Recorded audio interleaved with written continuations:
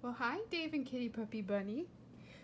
Psh, psh, Tyler! Tyler, you cannot knock Kitty Puppy Bunny and Dave out of the way just so you can sit in the middle. No, you can't. That's not nice. Can you please check in with your friends? Kitty Puppy Bunny? Yes. How are you? Sad. I'm sorry I pushed you. It's okay. I forgive you. Are you sorry you pushed me too? Yes, Dave, I'm so sorry I pushed you. I was just so excited to get to reading today. It's okay, Tyler. It's okay, Tyler. We'll still be friends. You guys can have your spots back. I'll just take my spot back here. I'm tall anyway. Okay, good job. Good problem solving, Tyler. Thanks for checking in with your friends.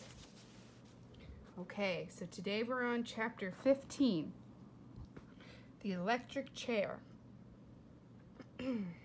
So remember, Flora and Mom are having a fight about the cheese puffs everywhere and her using the typewriter.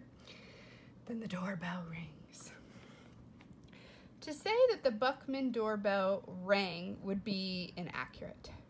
Something had happened to the bell. Its inner workings had become twisted, warped, confused, so that instead of emitting a pleasant ding or bong, the doorbell now sent an angry, window-shattering, you guessed the wrong answer in a game show kind of buzz through the Buckman house. To Flora, the doorbell sounded like the electric chair. So I think the sound, what sound do you think that is? It's not a pleasant ding or bong. I think it's like, ah. So I think it sounds like. Now that she had, not that she had ever heard an electric chair, but she had read about electric chairs and terrible things can happen to you. That particular installment of the comic had not contained any advice other than that it would be best to avoid getting to a place in your life where you might have to face the electric chair and any noises that it was capable of making. Flora had found it to be vaguely threatening and not at all useful of terrible things.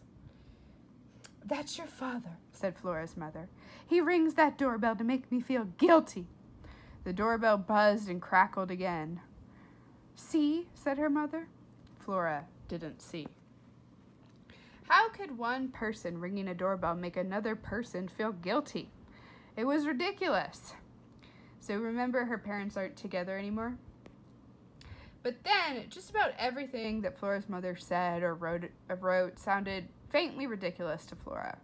For example, on Feathered Wings of Joy, since when did joy have feathered wings? Don't just stand there, Florabelle. Go open the door. Let him in. He is your father. He's here to see you, not me. The electric chair knell of the doorbell sounded through the house again. For the love of Pete, said her mother. What's he doing? Leaning on the thing? Go let him in, would you? Flora walked slowly through the dining room and into the living room. She shook her head in amazement. Upstairs in her room, there was a squirrel who could lift a vacuum cleaner over his head with one paw.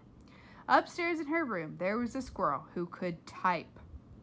Holy bagoomba, thought Flora. Things are going to change around here. We're going to be vanquishing villains left and right.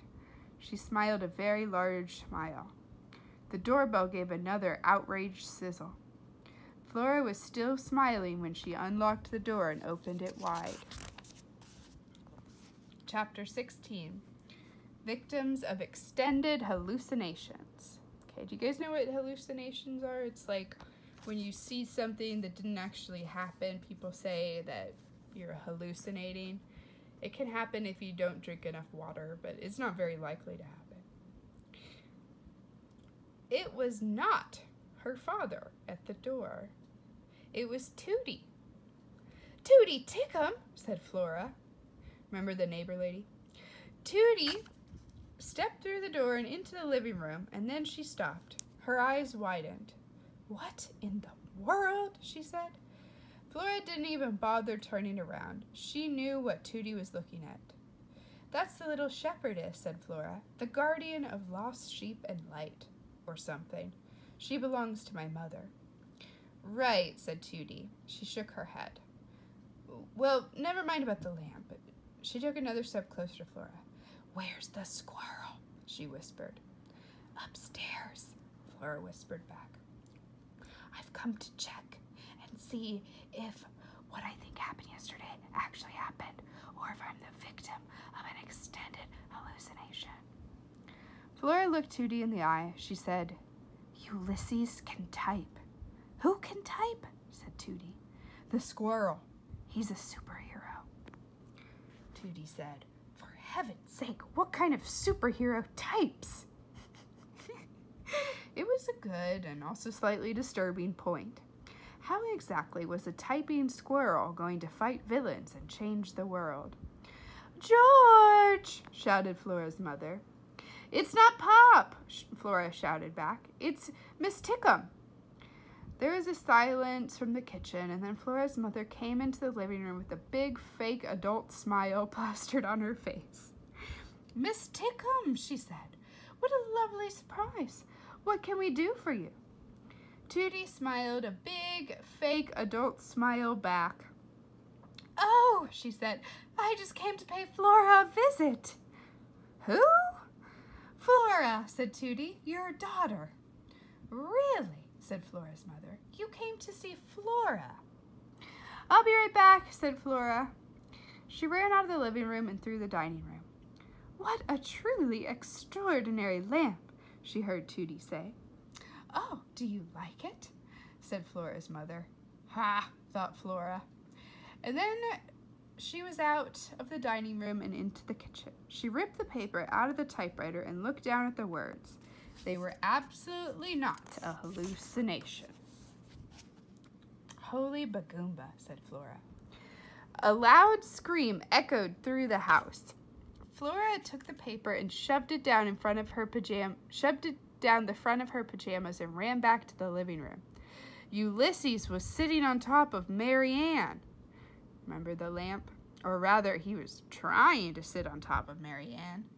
His feet were scrambling to gain purchase on the little shepherdess pink-flowered lamp side.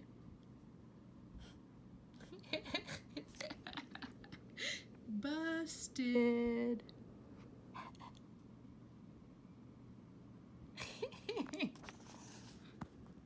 He paused in his efforts and looked at Flora in an apologetic and hopeful way.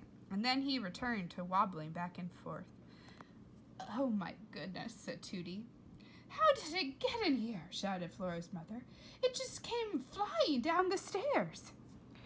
Yes, said Tootie. She gave Flora a meaningful look. Flying. It absolutely scared the living daylights out of me and Miss Tickum. We screamed.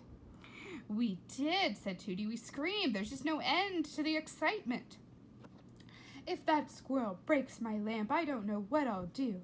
Mary Ann is very precious to me. Mary Ann, said Tootie. I'll just get him off the lamp, okay, said Flora. She put out a hand.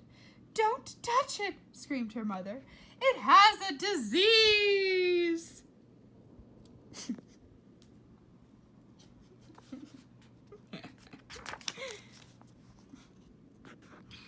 The doorbell, as if it were echoing Flora's mother's advice, buzzed its terrible warning buzz.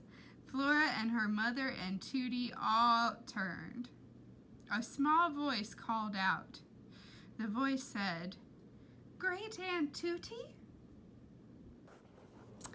Tyler, did you like the story? Oh, yes, I sure did love the story today. Yeah? What did you like about it? I liked it when Ulysses flies down the stairs and scares the women. Yeah, that must be pretty funny to see. I would have liked to see that. Okay, so Tyler and I's question for you today is, why did Ulysses, you just have one question today. Why did Ulysses come downstairs and decide to crawl on top of that lamp, right? Because remember, we hear in Flora's mind that Flora kind of hates the lamp. Why do you think that Ulysses wanted to get on top of that lamp? What's he planning to do? Okay. So that's your only question for today. One thing you can do that I'd also like you to do is I want you to draw a picture of Marianne the shepherdess lamp and then Ulysses crawling on top of her. Okay, I think those would be pretty cool to see your drawings. I'll draw that as well and I'll show it.